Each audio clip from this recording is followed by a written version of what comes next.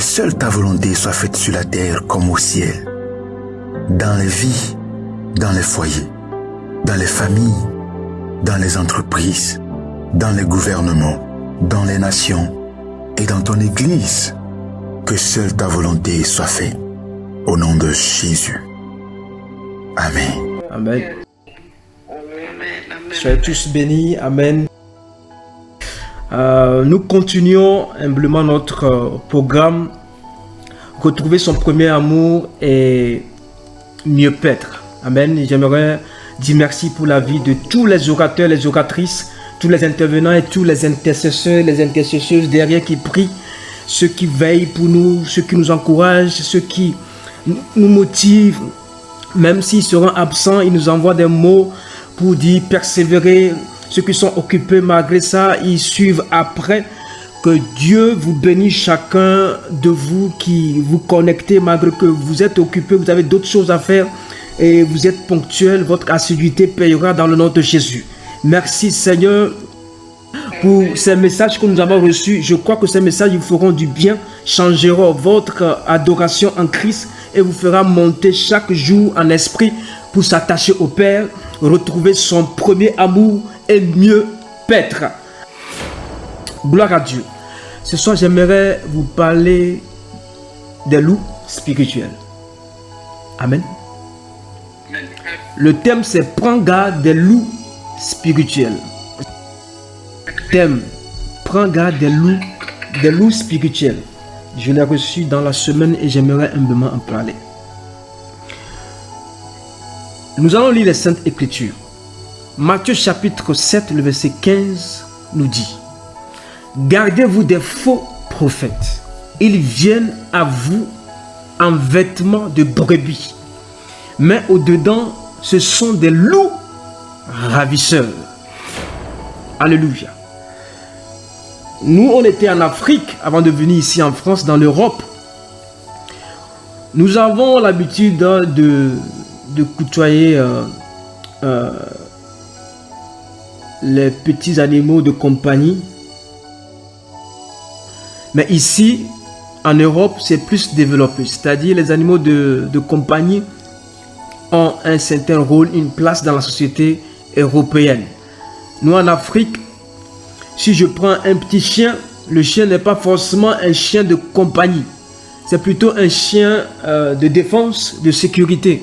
Mais ici, les gens, ils peuvent dégager un budget pour entretenir des chiens, des animaux. Bon, particulièrement la majorité, c'est les chiens. Mais nous, en Afrique, c'est plutôt des chiens de sécurité, des chiens de défense. Aujourd'hui, quand j'ai fait un peu l'analyse, je vois beaucoup de personnes qui dégagent un budget pour entretenir leurs chiens. Et ils sont seuls, ou d'autres sont en couple, mais ils ont un chien qu'ils entretiennent, ils dégagent un budget. Alléluia. Pourquoi j'aimerais parler du chien? Il y a un autre chien qui s'appelle le loup, un grand chien qui ressemble à un chien, mais qui s'appelle le loup. Et il n'y a pas de loup en Afrique. C'est rare de voir un loup en Afrique. C'est plutôt ici en Europe. Dans les petites montagnes, on les appelle les loups. Mais ici, la Bible, la parole de Dieu nous parle des loups ravisseurs. Des loups ravisseurs qui, dans le monde spirituel, signifient ou symbolisent des faux prophètes, des faux enseignants, des mauvais prédicateurs. Alléluia. Donc, quand nous lisons un petit peu le loup, comment il fonctionne, j'ai remarqué que le loup change de poil en été. Bon, pas seulement en été, mais vers avril, selon mes recherches, vers avril et mai, il passe du poil d'hiver. Et c'est pour supporter les températures négatives en été. Voilà. Le loup mue. Moi, je crois que c'était le serpent qui muait. Mais c'est le loup aussi change de poil. Quand j'ai lu ça, ça m'a sauté à l'œil. Il dit, mais normalement, c'est le serpent qui mue. Mais le loup aussi mue de l'hiver en été ou de l'été en hiver. Alléluia.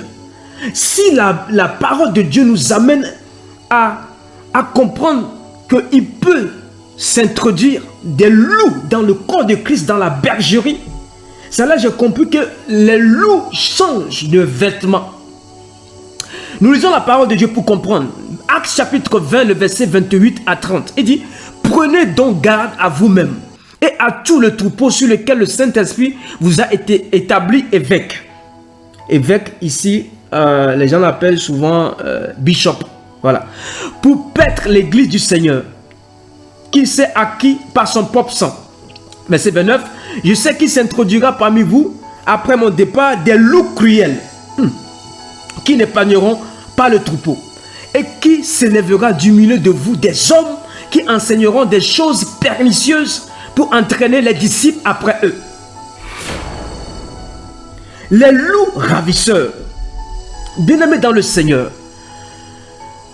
on parle d'hommes, on parle des brebis, on parle de la bergerie, et on parle du corps de Christ qui est l'église du Seigneur. Mais Dieu nous réveille ou veut nous avertir par rapport aux loups cruels, aux loups ravisseurs qui peuvent s'infiltrer, glisser tout doucement dans le corps de Christ, dans le but de détourner leur foi, d'affaiblir leur foi, leur adoration en esprit et en vérité. Ils viennent avec des faux enseignements. Des enseignements qui vont casser la sainte doctrine. Ce sont des messages qui peuvent dérouter plusieurs qui sont dans la foi. Les loups ravisseurs, les loups cruels. Et quand vous voyez un peu la définition de loup, le loup a une force dans les muscles. Il a une force dans les parties antérieures du corps, c'est-à-dire dans les muscles du cou et de la mâchoire. Ce n'est pas une force intérieure, c'est une force qui est visible. Quand vous voyez même sa bouche, vous avez peur qu'il va vous briser, qu'il va vous mordre, vous briser les os et vous casser.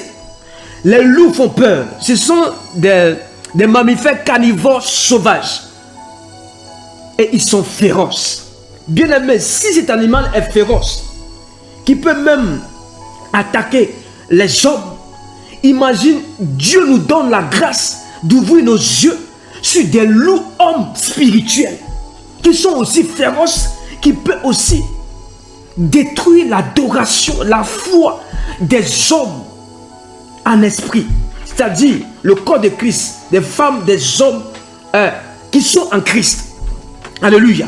Les loups ravisseurs viennent avec des peaux d'agneau, c'est-à-dire des vêtements d'agneau, mais à l'intérieur, ils sont des loups, ils s'introduisent. Dieu savait qu'il y avait aussi des boucs et des brebis, mais il a monté le niveau vers les loups, c'est-à-dire les loups concernent les faux enseignants, des faux prophètes, des menteurs spirituels. Il y a un pasteur qui dit des bandits, des bâtards spirituels. Excusez-moi le terme, mais quand je l'écoute, mais lui il est un peu sec, mais il dit des menteurs et des bâtards spirituels qui s'introduiront dans l'environnement spirituel du corps de Christ.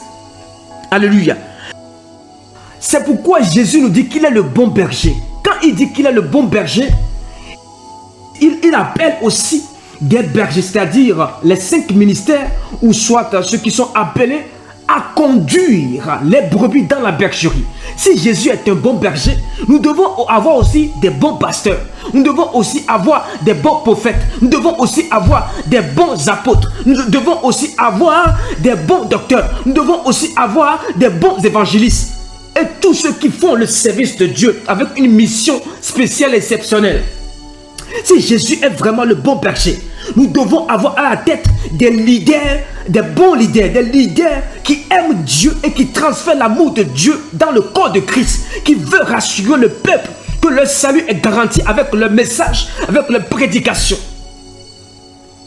Si Jésus est un bon berger qui veut conduire le peuple dans le royaume des cieux, les leaders aussi, ceux qui ont été appelés. Ici, on les a dit établis comme évêques, c'est-à-dire ils ont la charge, ils ont la responsabilité de conduire les brebis vers Christ, vers Dieu. Pour paître l'église du Seigneur, il faut des bons leaders. Je ne dis pas des leaders de quantité, je ne dis pas un grand nombre, mais je parle de la qualité du leader, du leadership et du message qui est transmis. Pourquoi j'aimerais parler des loups cruels? Ce n'est pas d'abord les brebis, mais c'est ceux qui enseignent. C'est ceux qui conduisent. C'est ceux qui entretiennent les âmes. Comment ils peuvent s'introduire? Quand la porte est ouverte. Quand la porte est ouverte, par nous-mêmes, ils s'introduiront. Parce que nous avons été avertis dans les 2 premiers versets que j'ai cités, qu'ils s'introduiront avec de faux messages. Donc si la base, la fondation des bergers que Dieu a choisis est bonne, même s'ils s'introduisent, nous aurons le discernement de leur enseignement. C'est pourquoi, bien-aimés en Christ, nous devons être des chrétiens de béret qui vérifient toujours la véracité des enseignements, de tout ce qu'on nous dit. Nous devons avoir la parole de Dieu auprès de nous, même quand nous prêchons. Nous devons avoir la confirmation par le Saint-Esprit que c'est Dieu qui parle. Sinon, les loups ravisseurs, les loups cruels vont nous détourner de la vérité. Les loups ravisseurs.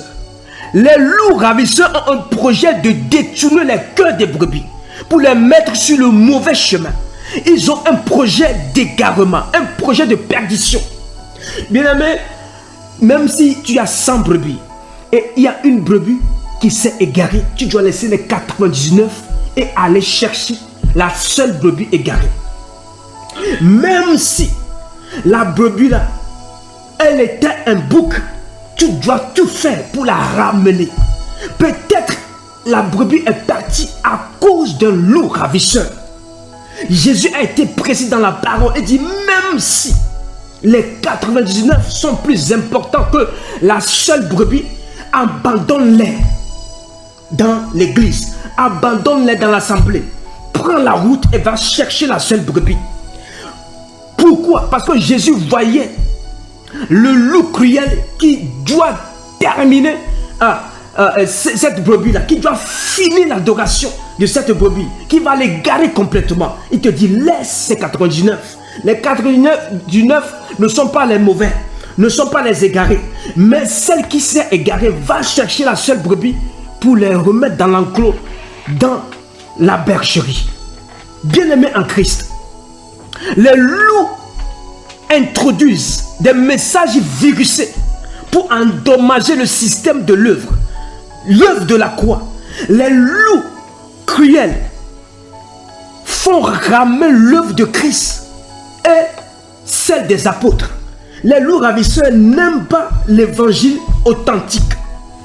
Ils trouvent toujours un évangile, un faux évangile qui ressemble à l'évangile, c'est-à-dire de l'évangile dilué, mélangé avec des doctrines occultes, des doctrines religieuses. Ils introduisent ça facilement dans l'évangile de Christ, c'est-à-dire le message du royaume.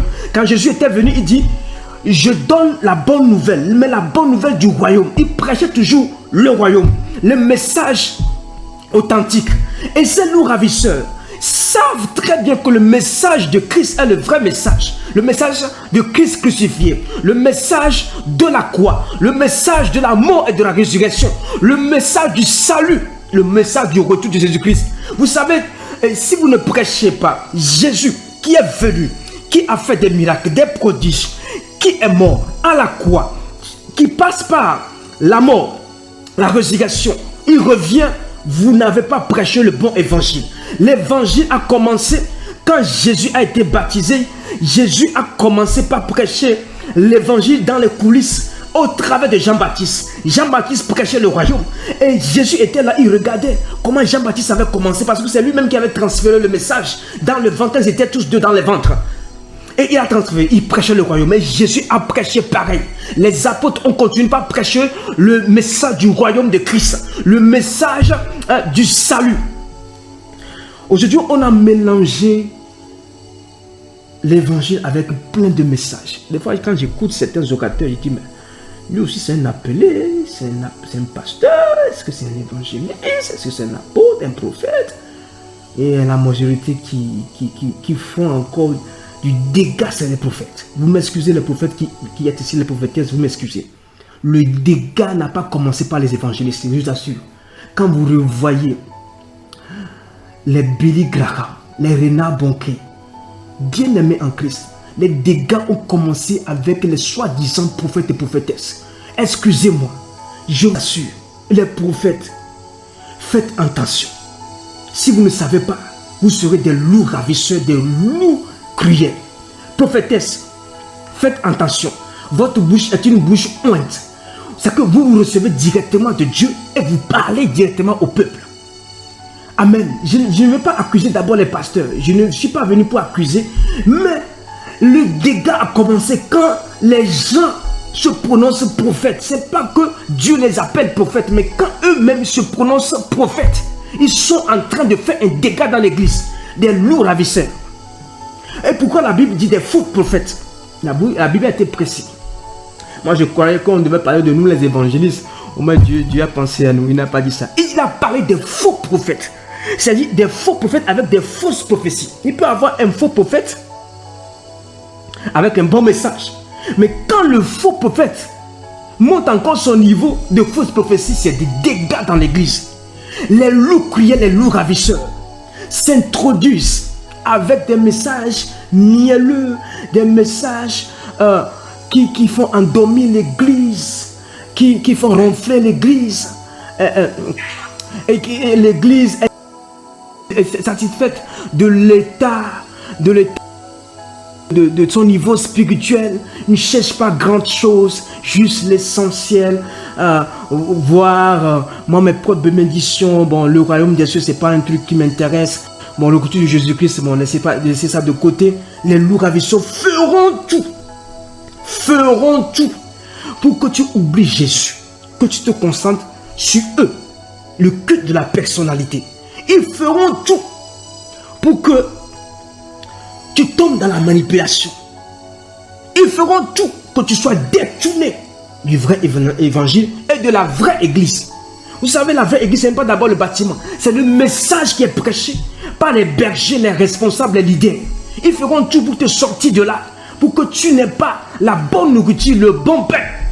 C'est ça le mandat, la vision des loups cruels et des loups ravisseurs. Bien aimé, je ne sais pas pourquoi le Seigneur m'a parlé de ça.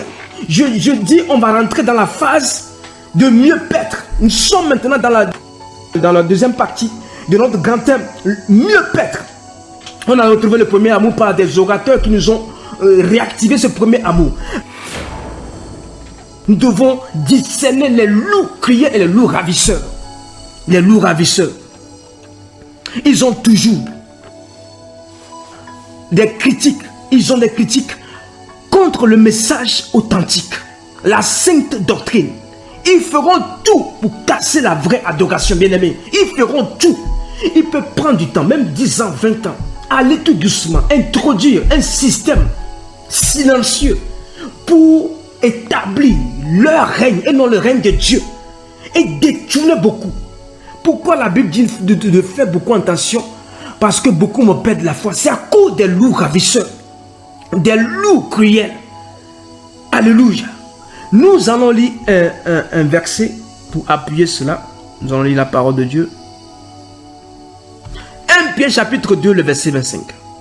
La Bible dit: car vous étiez comme des brebis errantes, mais maintenant vous êtes retournés vers le pasteur et le gardien de vos âmes. Il s'agit de notre condition. Il s'agit de notre état errant, condition errante. Mais le bon berger a vu que ces personnes sont errantes et je vais les ramener dans ma bergerie. Maintenant, de l'autre côté, le diable, le mal, notre ennemi, l'ennemi de notre âme, va aussi prendre les tiers introduits dans certains hommes de Dieu, certaines femmes de Dieu. Bon, d'autres sont beaucoup de Jézabel. Ils vont tout faire pour sortir ces personnes qui étaient errantes, regagner leur camp. Bien-aimé, ne fait pas partie de ces personnes. Jésus avait vu que l'église était errante, les hommes étaient errants, et il a tout fait, payer le prix à la croix pour réconcilier les hommes avec Dieu. Maintenant, eux, dans leurs coulisses, dans leur regroupement, dans leur réunion, dans leur rencontre, ils ont établi des fables, des généalogies. Ils ont établi des fausses doctrines pour pouvoir égarer ces mêmes personnes qui sont déjà dans la main de Jésus-Christ.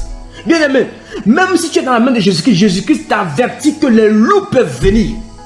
Parce que lui, il a fait son travail, mais c'est à toi maintenant de garder la foi. C'est à toi maintenant de persévérer. C'est à toi maintenant de prier, d'intercéder pour que tu ne tombes pas dans la main des loups. C'est pas parce qu'ils sont plus forts, mais ils sont rusés comme leur maître, le diable. Ils sont malins comme leur maître, l'ennemi de notre âme. Ils utilisent la ruse et la malice. Ils ne sont pas forts. C'est nous qui sommes forts en Jésus-Christ. Ils utilisent la ruse et la malice. Ils peuvent s'introduire avec des peaux d'agneau, des vêtements d'agneau, mais étant des loups à l'intérieur. Bien aimé, on dit un loup à l'intérieur. Il aura la face d'un agneau, d'une bonne brebis, d'un bon berger, mais à l'intérieur il y a un loup qui se prépare à dévorer. C'est pourquoi la Bible peut dire que le diable est celui qui dévore. Il est un lion rugissant. Il cherche quelqu'un à dévorer. Les loups dévorent. Les loups avec leur mâchoire, leur bouche là, ils peuvent tuer gratuitement notre foi, notre adoration, notre vie spirituelle, jusqu'à même faire partie la personne avant la gloire, la gloire de la deuxième maison. Amen. Est-ce que je peux avancer? Ce soir, j'aimerais qu'on sorte de la manipulation qui est établie aujourd'hui dans le corps de Christ. Nous voulons mieux paître les brebis. Nous voulons une bergerie qui aime Dieu, qui soupire, qui s'attache à Dieu. Mais les loups, nous ne serons pas tranquilles. Mais ce soir, c'est la prière de ce soir. Tous les loups ravisseurs. Je vais donner deux sortes de loups ravisseurs. Amen. Deux sortes de loups ravisseurs. Alléluia. Deux sortes. J'en ai pris seulement deux sortes à cause du temps. Deux sortes. La première. Nous retrouvons dans Actes chapitre 13, verset 6 à 12. Actes chapitre 13, verset 6 à 12. Ayant ensuite traversé toute l'île jusqu'à Paphos, ils trouvèrent un certain magicien, faux prophète juif, écoutez-moi très bien, nommé Bar-Jésus, qui était avec le proconsul Sergius Paulus, homme intelligent. Ce dernier fut appelé Barnabas et Saul et manifesta le désir d'entendre la parole de Dieu. Mais Élymas, le magicien, c'est-à-dire encore le Bar-Jésus, car c'est ce qui signifie son nom, leur faisait opposition, cherchant à détourner de la foi le proconsul. Alors Saul, appelé aussi Paul, rempli du Saint-Esprit, fixa les regards sur lui et dit: homme plein de toute espèce de ruse et de fraude, fils du diable, ennemi de toute justice, ne cesseras-tu point de pervertir les voies droites du Seigneur? Verset 11. Maintenant voici, la main du Seigneur est sur toi, tu seras aveugle. Waouh. Ah, merci Paul. Et pour un temps, tu ne verras pas le soleil. Aussitôt l'obscurité et les ténèbres tombèrent sur lui et il cherchait en tâtonnant des personnes pour le guider. Alors le proconsul, voyant ce qui était arrivé, crut, étant frappé de la doctrine du Seigneur. Bien-aimé dans le nom de Jésus-Christ, Paul est un bon apôtre. Moi, j'aime beaucoup Paul. S'il avait continué à persécuter l'église, alors on aura des problèmes. Merci Jésus-Christ parce que tu l'as rencontré et tu l'as aveuglé. Quelqu'un qu'on aveugle peut aveugler aussi les faux prophètes. Je parle à quelqu'un. Quelqu'un qu'on a aveuglé pour l'amener dans le ministère aura l'onction pour aveugler les faux prophètes. Je prie que Dieu dépose sur toi l'onction pour aveugler les faux prophètes et les fausses prophétesses dans le nom puissant de Jésus-Christ. Parce que Dieu a ouvert tes yeux. Tu as l'onction, tu as la grâce, le pouvoir d'aveugler les faux et les fausses prophétesses dans le nom de Jésus. Ah, quelqu'un reçoit. C'est une affaire de royaume. C'est une affaire spirituelle. Bien aimé, tu dois m'accepter ce soir. Parce que là, ce sont les gens qui sont en train de détourner ce que nous faisons comme travail. En train de casser ce qu'on est en train de construire. Nous sommes en train de bosser. Regardez comme vous donnez de l'énergie ici. Votre temps, votre argent, votre finance, votre don. Pour que les âmes viennent à Christ et un certain faux prophète comme ça facilement va détourner une âme. Et tu vas rigoler ce soir nous allons prier. Ah, l'onction qui fait aveugler. Les faux prophètes et les fausses prophétesses là tomberont sur chacun de sur cette plateforme. On va prier. Ces gens-là seront détectés. Et regardez l'histoire dans Actes chapitre 13 verset 6 à 12. En pleine mission, on dit un faux prophète juif nommé Bar Jésus. C'est-à-dire, il a mis un bar à côté de Jésus-Christ. Comment on peut appeler quelqu'un Bar Jésus? Bar-Jésus. C'est-à-dire, il a mélangé et le monde et Jésus-Christ. Lisez bien le nom de Jésus. Le nom de Jésus-Christ de Nazareth. Est-ce que je peux avancer? Lui, il est nommé Bar Jésus. Un restaurant de Jésus. C'est-à-dire, lui, il vient avec un esprit de magie. Je détruis toute magie qui s'infiltre dans le corps de Christ. Dans le ministère d'un appelé dans le nom de Jésus. La magie, bien aimé, nous avons le pouvoir sur la magie. Moïse avait rencontré des magiciens de Pharaon. Il a avalé les serpents qu'ils ont fait aussi.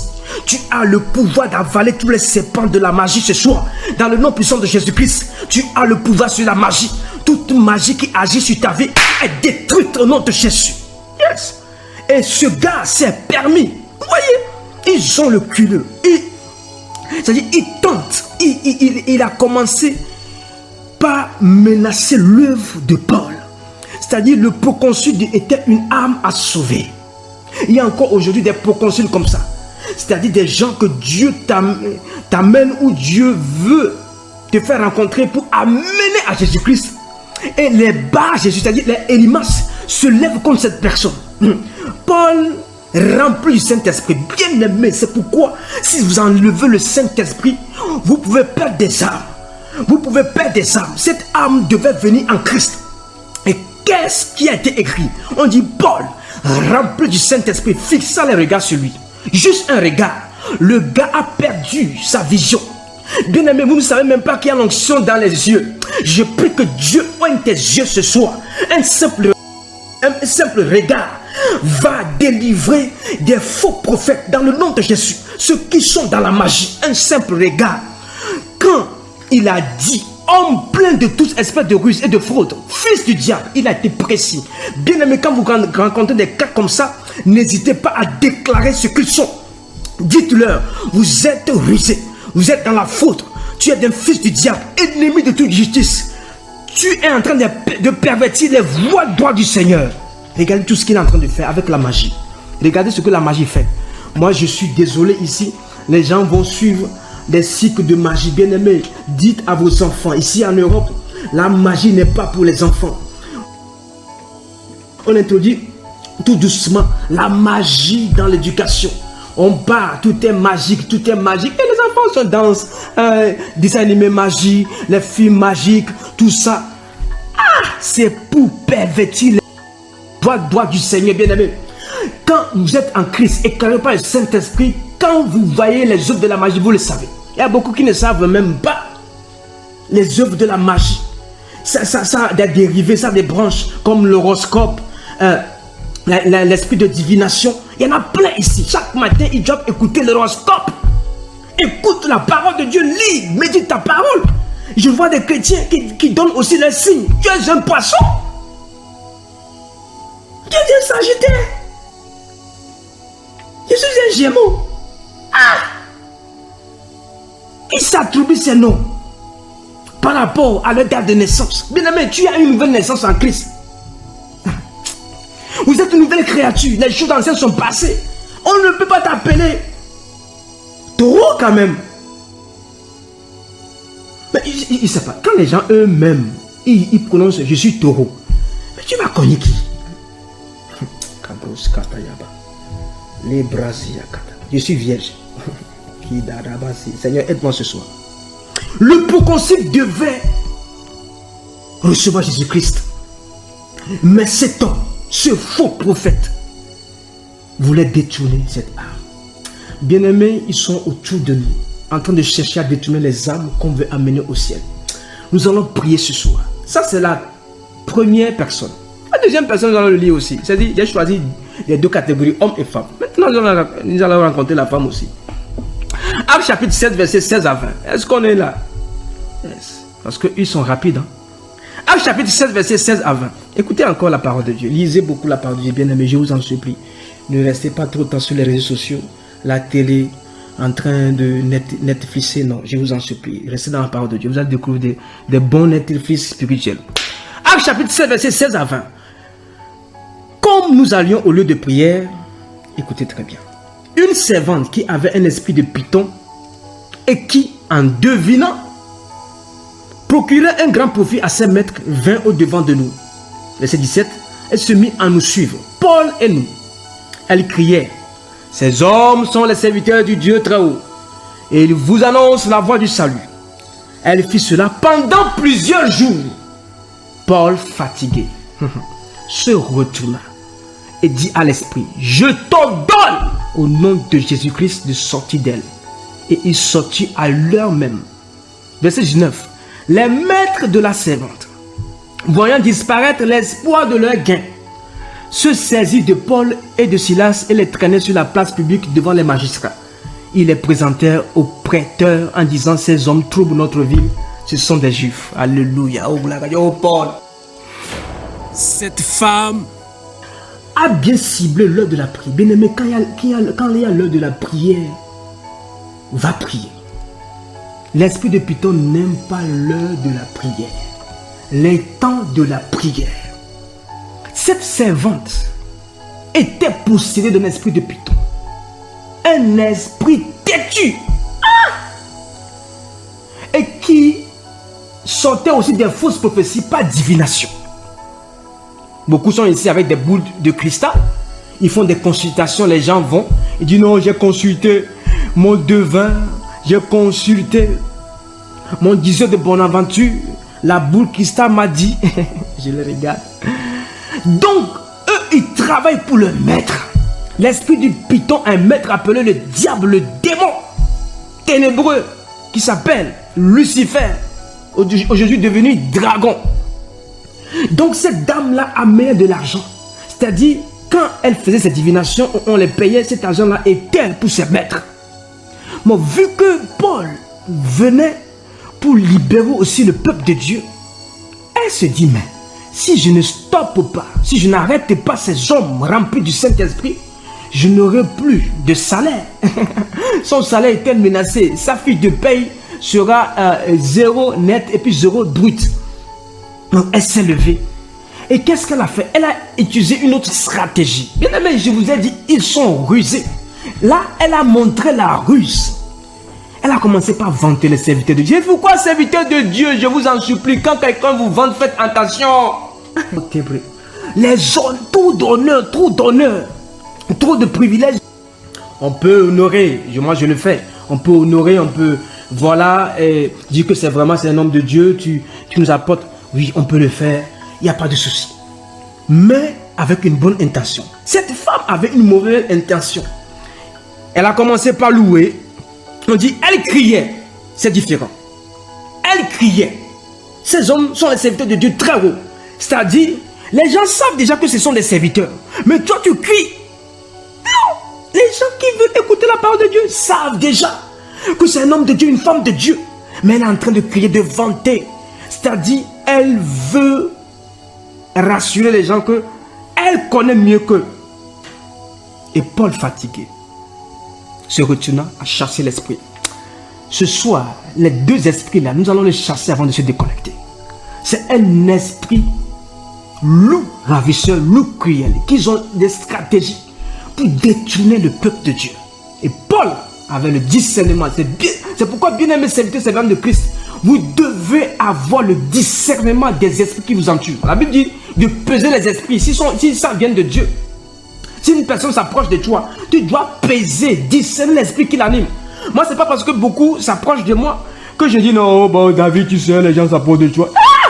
Malo Cabris Kayamare, je t'amène à l'autel de Dieu. Toute personne, sans déception, même mes parents. Même mes parents, je les amène à l'autel et dis Seigneur, qui est mon père? Qui est ma mère? Qui est ce cousin? Qui est cet oncle? Qui est cet ami? Qui est ce pasteur? Qui est ce prophète? Tout le monde. Moi, je le fais. Peut-être tu n'as pas encore fait, mais ce soir, je t'invite. Je te conseille de le faire. Toute personne qui s'approche de toi. Parce que regardez, on m'a dit non, c'est une prophétesse. Non, laissez-la. On va travailler. Fausse prophétesse. Et qu'est-ce qui s'est passé? Paul l'a délivré. Devant ses maîtres. Ils se sont fâchés. Ils ont amené Paul et Silas devant les magistrats. Ah, ce soir, tu vas prier. Même si tu amènes devant les magistrats, tu as fait un beau travail. Et il a perdu son salaire, son gain. Bien aimé dans le nom du Seigneur Jésus-Christ, j'aimerais humblement m'arrêter là. Les loups ravisseurs vont s'introduire. Comment allons-nous les gérer? Mais la parole de Dieu a été claire. Soyons remplis du Saint-Esprit. Ayons le discernement. Le discernement est l'un des fruits du Saint-Esprit. Être rempli du Saint-Esprit est primordial pour tous ceux qui sont et toutes celles qui sont en Christ. Bien aimé, c'est pourquoi moi j'aime la vie de l'Esprit. Si vous enlevez le Saint-Esprit, je suis KO. Vous pouvez tout retirer, mais ne m'enlevez jamais le Saint-Esprit. Je ne vais pas aussi le perdre. C'est ça qui a sauvé le ministère de Paul. Imagine, un magicien de Bar, du nom de Bar Jésus, était derrière Paul. Une autre fausse prophétesse, on n'a même pas donné son nom. Je ne sais pas quel nom, mais était aussi derrière. Vous voyez combien les hommes de Dieu sont menacés. C'est pourquoi, hommes de Dieu, vous devez être des hommes de prière. Même si vous avez une grande église, continuez pas à garder le cap de la prière. Même si vous avez tous les biens du monde, n'empêchez pas que le Saint-Esprit, ne chassez pas le Saint-Esprit à sa place en vous. Je vous en supplie.